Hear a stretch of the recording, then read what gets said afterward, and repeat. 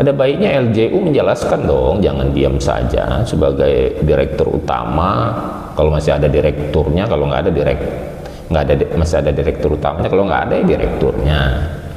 Jadi jangan diam saja untuk soal seperti ini. Ini kan soal bukan pengusaha milik pribadi, jadi harus dipublish. Jadi kalau milik pribadi ya diem-diemin aja nggak apa-apa. Tapi kalau ini didiamkan saja berarti ada sesuatu di LJU ini, ada yang diumpetin.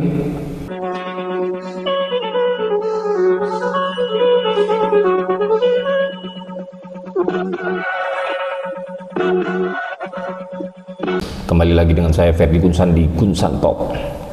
Kali ini kita bicara BUMD lagi, tapi soalnya soal lain, ini ada soal baru. Ternyata saya baca di inilampung.com terbitan Jumat kemarin 23 Mei 2025 tentang kapal dalam lintas berjaya. Ini kalau ada berjaya ini pasti eranya Arinal.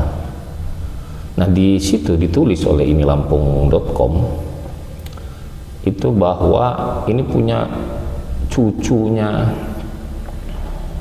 BUMD LJU, katanya Lampung Jasa Utama, yang kerjasama dengan entah siapalah, katakanlah X, si A, si B pengusaha, membeli kapal untuk penyeberangan Bakauni, ya, kapal feri ya, Bakauni Merak. Nah, di situ tertulis bahwa ini cucunya Lampung Jasa Utama, cucunya BUMD Provinsi Lampung yang dikomandoi sekarang oleh Ari Sarjono, ya, direktur utamanya. Tapi ini nggak pernah terdengar nih. Selama ini kan BUMD ini kan perusahaan publik, ya, milik pemerintah. Harusnya memang kalau ada sesuatu yang memang kira-kira akan terjadi dan memang sudah bisa dipastikan di publik lah, karena ini kan bukan milik perorangan, bukan milik direktur atau pegawainya, bukan milik Pemprov juga, tapi milik masyarakat luas tentunya, memang melalui Pemprov Lampung. Nah, agak kaget juga saya membaca kapal dalam lintas berjaya ini jadi cucunya LJU. Nah, LJU punya anak namanya Lampung Energi Berjaya. Lampung Energi Berjaya ini kan sedang dalam kasus juga.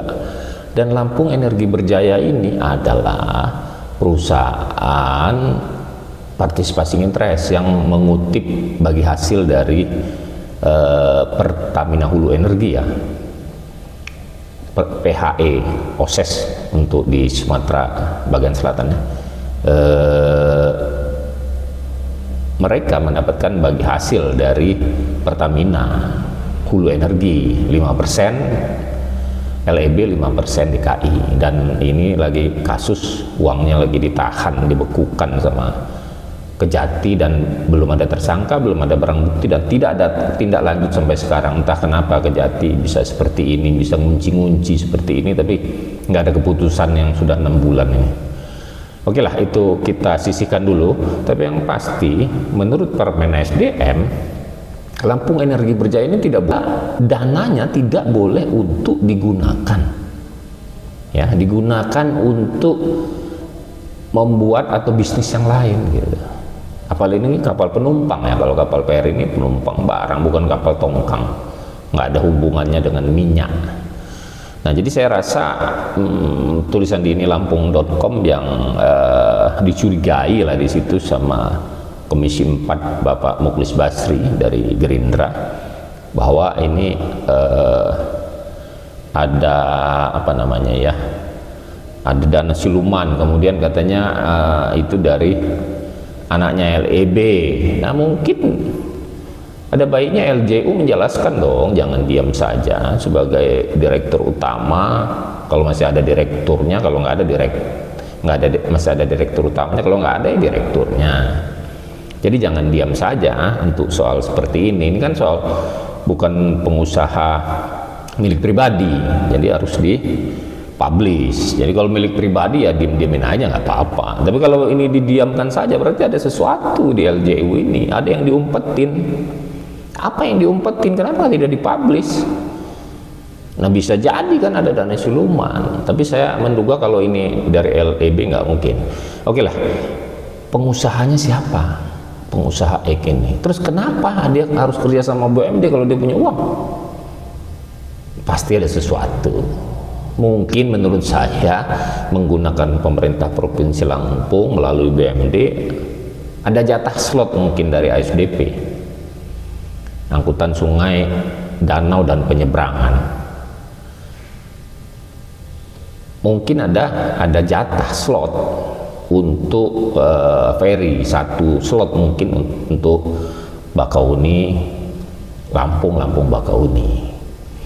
Nah, harga kapal ini katanya 170 miliar dari Cina. Nggak tahu ini kapal baru apa kapal bekas, mungkin kapal bekas sih. Biasanya kalau Merak Bakau itu nggak ada kapal baru, kapal bekas semua.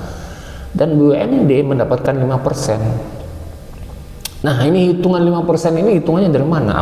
Apakah karena hitungan memang nggak ada modalnya? Tapi kalau dia bisa mendapatkan izin karena adanya pemerintah Provinsi Lampung, kemudian BUMD-nya dapat jatah 5%, menurut saya kekecilan. Ya mending BUMD-nya beli kapalnya saja langsung, karena ini bisa kalau jaminan pemerintah Pemprov pasti bisa utang 170 miliar nggak besar amat ya. Bisa juga uang dari LEB kalau sudah masuk ke LJU bisa digunakan gitu, asal sudah masuk LJU ya, nggak langsung LEB-nya gitu, karena LJU adalah pemilik LEB. Terus bagi hasil 5% itu 3,7 miliar per tahun.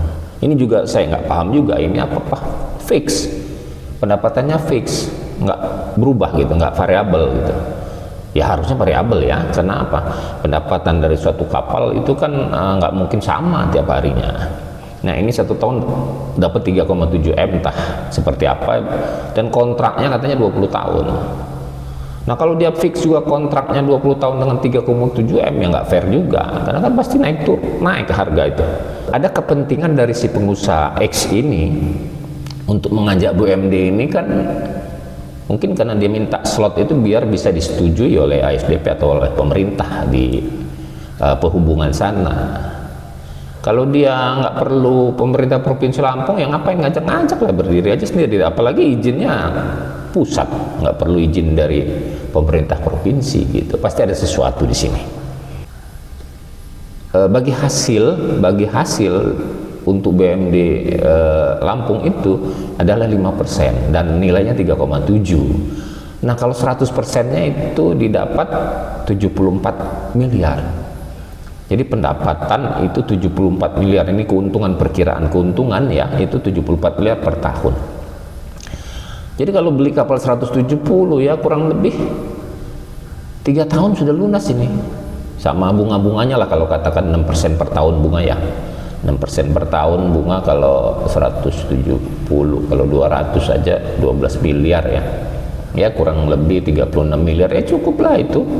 3 tahun sudah lunas.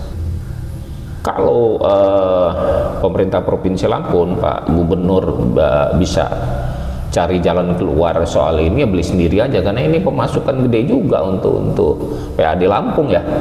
Apalagi kalau ini bisa utang atau dibeli oleh Bank Lampung